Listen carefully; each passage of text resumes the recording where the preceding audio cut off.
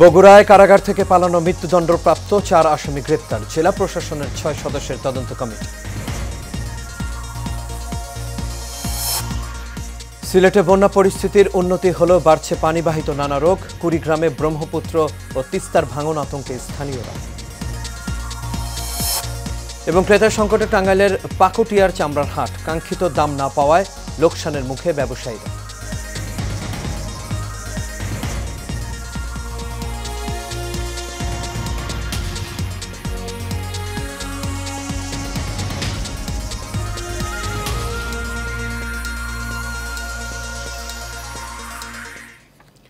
সবাইকে স্বাগত এশিয়া নিউজে। দর্শক, পুরো সংবাদ জুড়ে আপনাদের সঙ্গে আছি আমি আনোয়ার রাজ। এতক্ষণ শুনছিলেন বিআরবি কেবল ইন্ডাস্ট্রিজ লিমিটেড সংবাদ শিরোনাম। এবার চলে যাচ্ছে পুরো খবরে।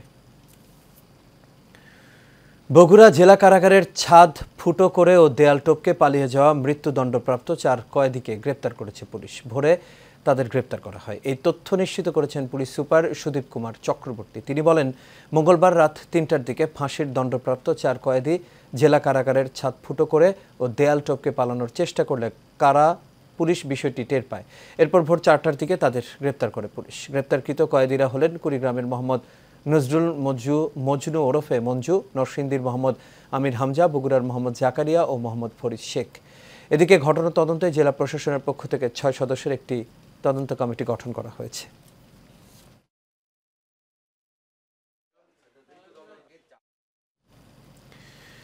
বন্যা পরিস্থিতির খবর। সিলেটে ধীর গতিতে উন্নতি হচ্ছে বন্যা পরিস্থিতির। আশ্রয় কেন্দ্র থেকে বাড়ি ফিরছেন বানভাসীরা, তবে দেখা দিয়েছে পানিবাহিত রোগসহ নানা ধরনের রোগবালাই। বন্যার কারণে শহরের বিভিন্ন এলাকায় বাসাবাড়ির রিজার্ভ ট্যাঙ্কি ও টিউবওয়েল ডুবে গিয়ে খাবার ও বিশুদ্ধ পানির তীব্র সংকট দেখা দিয়েছে। পাশাপাশি দেখা দিয়েছে পানিবাহিত নানান রোগের প্রকোপ। জেলার বিভিন্ন উপজেলায় লোকালয় থেকে পানি কমে যাওয়ায় আশ্রয় কেন্দ্র থেকে বসতবাড়িতে ফিরছেন বাসিন্দারা। পানি উন্নয়ন বোর্ড বলছে, বিপদসীমার ওপরে সুরমা নদী ও কুশিয়ারার 3টি পয়েন্টের পানি, এছাড়া অন্যান্য নদীর পানি বিপদসীমার ওপর দিয়ে প্রবাহিত হচ্ছে।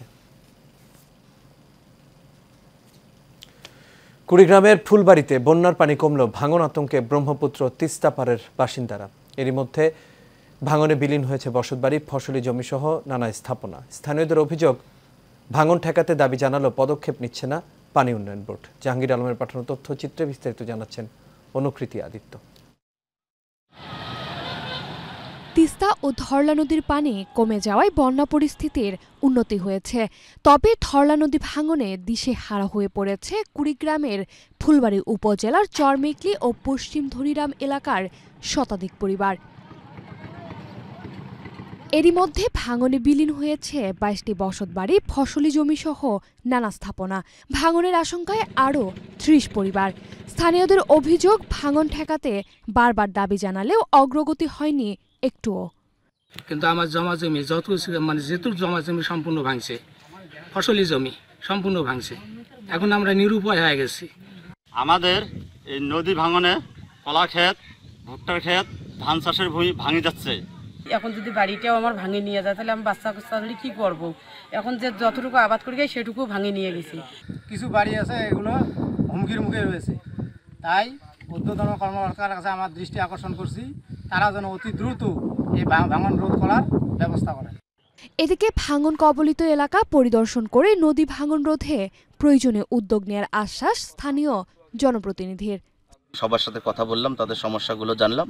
এই দ্রুত ব্যবস্থা গ্রহণ করার জন্য আমি এমপি মহোদয়ের সাথে পরামর্শ করে, যাতে এই এলাকার মানুষগুলো নদী ভাঙনের কবল থেকে মুক্তি পায়, সেই ব্যবস্থা করার জন্য আলোচনা করছি। ত্রাণ নয়, ভাঙন রোধে স্থায়ী বাঁধ নির্মাণের দাবি নদীর পাড়ের মানুষের। অনুকৃতি আদিত্য, এশিয়ান টেলিভিশন। এবার অন্যান্য প্রসঙ্গ। দেশের অন্যতম চামড়ার হাট টাঙ্গাইলের পাকুটিয়া। এবার চামড়া উঠেছিল বেশ, তবে দেখা দেয় ক্রেতা সংকট, ফলে মেলেনি কাঙ্ক্ষিত দামও। এমন অবস্থায় হতাশ মৌসুমী চামড়া ব্যবসায়ীরা। প্রতিনিধি আব্দুল লতিফের পাঠানো তথ্য ছবিতে বিস্তারিত জানাচ্ছেন কাউসার আহমেদ। দেশের অন্যতম জেলার সবচেয়ে বড় চামড়ার হাট পাকুটিয়া। ঈদ পরবর্তী পাকুটিয়া হাটে আশানুরূপ চামড়া উঠলেও বিক্রি কিনেছিল তুলনামূলক খুবই কম। গত বুধবার প্রথম হাটে ক্রেতা কম থাকায় রোববারের হাটে ভালো দামের আশায় চামড়া ফেরত নেয় মৌসুমী ব্যবসায়ীরা। কিন্তু এই হাটেও কাঙ্ক্ষিত দামে চামড়া বিক্রি করতে পারেনি তারা। ফলে অনেকেই বাধ্য হয়ে কম দামে চামড়া বিক্রি করেছেন, কেউ আবার নিয়েছেন ফেরত। চামড়া কিনা তো বেশি ভালো না, বাজার ভালো না, লবণে চামড়া পুষে না, বুঝছেন? বিকপাতে আসছি, খুব বাজার খারাপ। 1000 টাকা কিনছি, 1000 বেশি কিনলে আবার একটু কমও কিনছি। যে দাম করতেছে বাজারে এই দামে তো আমরা চালানো হয় না। কিনে এলো 500, বেচলাম এলো 350। সরকারের কাছে আকুল আবেদন আসলে চামড়ার দিকে একটু খেয়াল রাখেন, যাতে করে চামড়ার একটু দামটা বৃদ্ধি পায়। পাকুটিয়া হাট পরিচালক বলেন, ক্রেতা সংকটে লোকসানের পথে চামড়া ব্যবসায়ীরা, ফলে অনেকেই ছেড়ে দিচ্ছেন এই পেশা। অত্যন্ত দুঃখের সহিত বলতে হচ্ছে, এই শিল্পটা ধীরে ধীরে ধ্বংসের দ্বার প্রান্তে চলে যাচ্ছে, বিদায়ী মাল আমদানি কম হচ্ছে।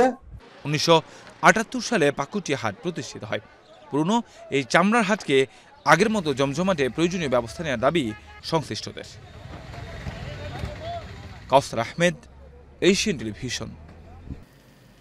দুর্নীতির ব্যাপারে শুধু সরকারি কর্মকর্তাদের দিকে আঙ্গুল না তুলে রাজনীতিবিদদেরকে আয়নায় চেহারা দেখার আহ্বান জানালেন সড়ক পরিবহন ও সেতুমন্ত্রী ওবায়দুল কাদের। বিআরটিসির উদ্যোগে হযরত শাহজালাল আন্তর্জাতিক বিমানবন্দরে শাটল বাস সার্ভিসের উদ্বোধন করে এই কথা বলেন তিনি। এ সময় দুর্নীতি সব সেক্টরে আছে, সবাই দুর্নীতি করে বলে মন্তব্য করেন আওয়ামী লীগ সাধারণ সম্পাদক। তবে দুর্নীতি যেই করুক, সরকার জিরো টলারেন্স জানিয়ে বলেন, দুদকের কাজে সরকার কোনো হস্তক্ষেপ করছে না, করবেও না। সরকারি কর্মকর্তারা দুর্নীতি করে, রাজনীতিবিদরা করে না, সেটা বলা যাবে না বলেও মন্তব্য করেন ওবায়দুল কাদের।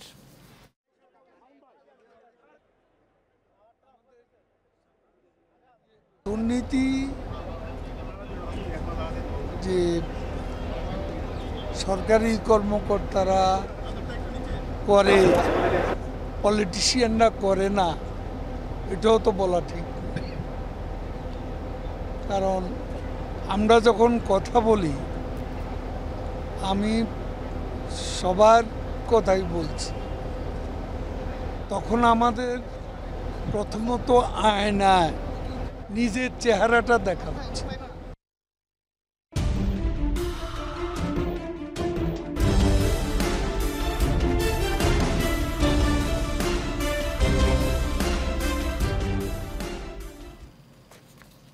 সারা বাংলার খবর। নারায়ণগঞ্জের রূপগঞ্জ উপজেলার কাঞ্চন পৌরসভার ভোট গ্রহণ চলছে, আর এই বিষয়ে খবর জানাতে সরাসরি এই মুহূর্তে যুক্ত হচ্ছেন সহকর্মী হাবিবুর রহমান।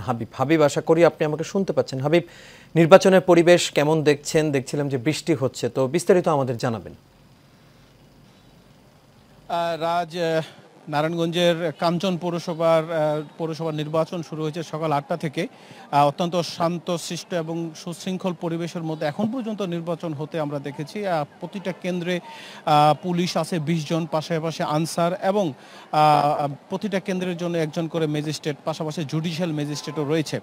সার্বিক নিরাপত্তা এখন পর্যন্ত স্বাভাবিক আছে। মানুষকে আমরা ভোট দিতে দেখেছি। আপনি যদি একটু দেখায় যে আসলে ভোট দিচ্ছে মানুষ, এবং ভোটার উপস্থিতি আপনি যদি দেখেন যে ভোটার উপস্থিতি অত্যন্ত ভালো, আশাব্যঞ্জক, এবং সকলেই খুব আনন্দমুখর পরিবেশে। একজন তো আমাদেরকে বললোই যে অনেকদিন পর এসে আসলে ভোট দিতে এসেছে, খুব আনন্দিত বোধ করছে। আজ কিছুক্ষণ আগে জেলার পুলিশ সুপার রাসেল উনি এসছেন, উনি প্রায় অনেকগুলো 10টা কেন্দ্রের মধ্যে ভিজিট করলেন এবং সার্বিক অবস্থা বিবেচনা দেখে সাংবাদিকদের ব্রিফ করলেন যে যে কোনো পরিস্থিতি আসলে পুলিশ এবং আইনশৃঙ্খলা বাহিনী প্রস্তুত রয়েছে যে কোনো অবঞ্চিত সিচুয়েশনকে ট্যাকেল দেওয়ার জন্য।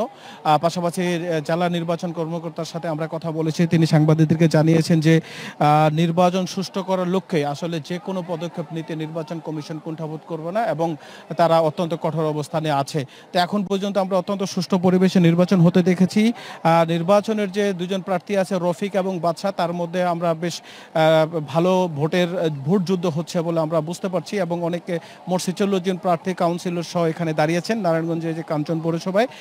এখানে আমরা ভোট যুদ্ধের মধ্যে আমরা 2 জন প্রার্থীকে আমরা তাদের জয়ের ব্যাপারে অত্যন্ত আশাবাদী বলে আমরা জানতে পেরেছি। তো আগের যে মেয়র ছিল রফিক, আসলে সে তার জয়ের ব্যাপারে খুব বেশি আশাবাদী বলে আমাদেরকে এমনটাই জানিয়েছেন। পাশাপাশি যেটা বলতে হয় যে এখানে গণমাধ্যমের বেশ নজর রয়েছে, কারণটা হচ্ছে ঢাকার খুব পার্শ্ববর্তী হওয়াতে এই কাঞ্চন পৌরসভার প্রতি অতিরিক্ত একটা গণমাধ্যমের আসলে তাদের একটা নজরদারি রয়েছে যে আসলে শেষ পর্যন্ত রেজাল্টটা কি হয়।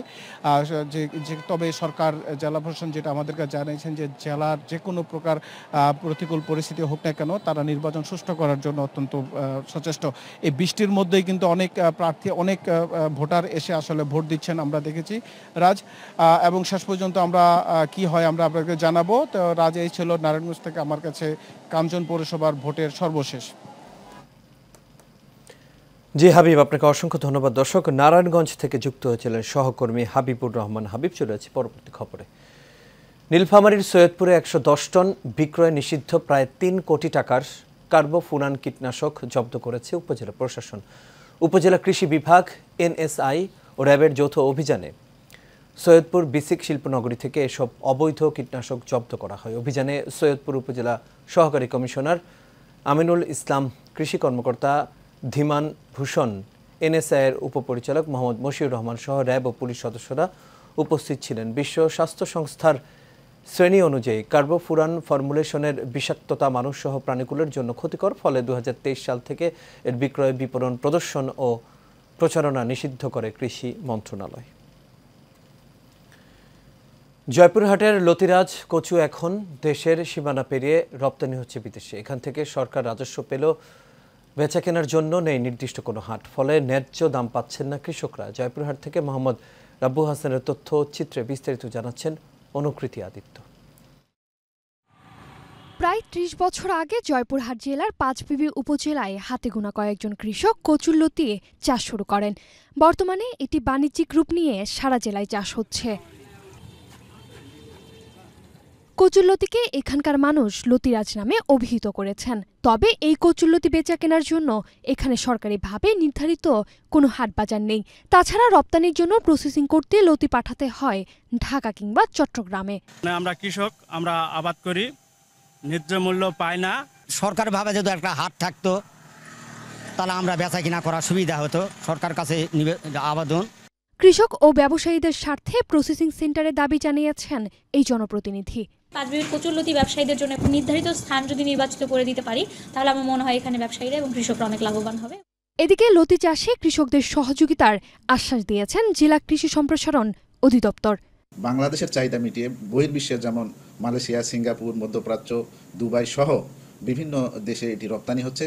এই রপ্তানি কার্যক্রম সম্প্রসারণের জন্য আমরা জয়পুরহাট জেলার পাঁচবিবি উপজেলায় লতি কচু প্রসেসিংয়ের জন্য একটি সেন্টার স্থাপনের জন্য একটি প্রস্তাবনা দিয়েছি।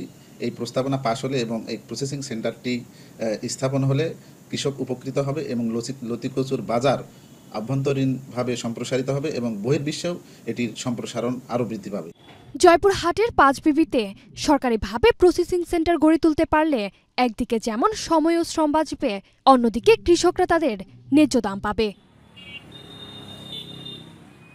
অনুকৃতি আদিত্য, এশিয়ান টেলিভিশন। কিশোরগঞ্জে জমকালো আয়োজনের মধ্য দিয়ে নিটল মোটরস গাড়ির গ্রাহকদের নিয়ে ঈদ পুনর্মিলন অনুষ্ঠিত হয়েছে। মঙ্গলবার সন্ধ্যায় শহরের বড়পুল এলাকায় স্থানীয় একটি কমিউনিটি সেন্টারে এর আয়োজন করা হয়। এতে প্রধান অতিথি হিসেবে উপস্থিত ছিলেন নিটল মোটরস লিমিটেডের সেলস অ্যান্ড মার্কেটিংয়ের সিইও মোহাম্মদ তানভীর শহীদ। এ সময় আরও উপস্থিত ছিলেন area manager Prosenjit Bala, product manager Ankush Vilas পোড়ে O Kishoreganj chamber of কমার্সের সভাপতি মুজিবুর রহমান বেলাল সহ আরও অনেকেই।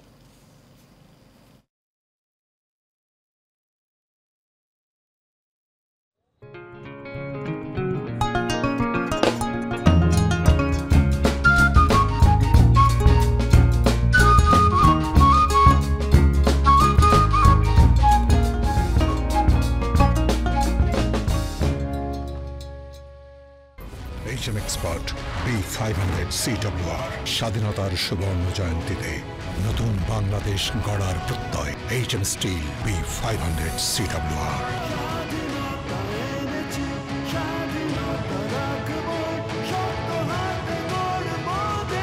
HM steel. এবার এইচএম স্টিল চট্টগ্রাম সংবাদ। চট্টগ্রাম মহানগরের বিভিন্ন ওয়ার্ডে যুবলীগের নেতাকর্মীদের জীবন বৃত্তান্ত ফর্ম বিতরণ অনুষ্ঠানের উদ্বোধন করা হয়েছে। এতে উপস্থিত ছিলেন মহানগর যুবলীগের সভাপতি মাহবুবুল হক চৌধুরী সুমন, বেলায়েত হোসেন বেলাল, দেবাশিস পাল দেবু, শাখাত হোসেন শাকু, ইশতিয়াক আহমদ চৌধুরী, সাদিদ সোহার অনেকে। এই সময় বক্তারা বলেন, প্রধানমন্ত্রী শেখ হাসিনার নেতৃত্বে স্মার্ট বাংলাদেশ বিনির্মাণে যুবলীগকে আরও শক্তিশালী করার লক্ষ্যেই এই উদ্যোগ নেওয়া হয়েছে। আর এরই সাথে শেষ করবে এশিয়া নিউজ। তবে যাবার আগে বিআরবি কেবল ইন্ডাস্ট্রিজ লিমিটেড সংবাদ শিরোনামগুলো দেখে নেব দর্শক আরও একবার।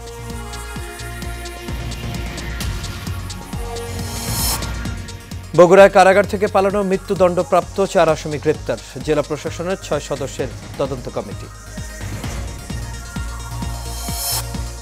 সিলেটে বন্যা পরিস্থিতির উন্নতি হলেও বাড়ছে পানিবাহিত নানা রোগ। কুড়িগ্রামে ব্রহ্মপুত্র ও তিস্তার ভাঙন আতঙ্কে স্থানীয়। এবং ক্রেতা সংকটে টাঙ্গাইলের পাকুটিয়ার চামড়ার হাট, কাঙ্ক্ষিত দাম না পাওয়ায় লোকসানের মুখে ব্যবসায়ীরা।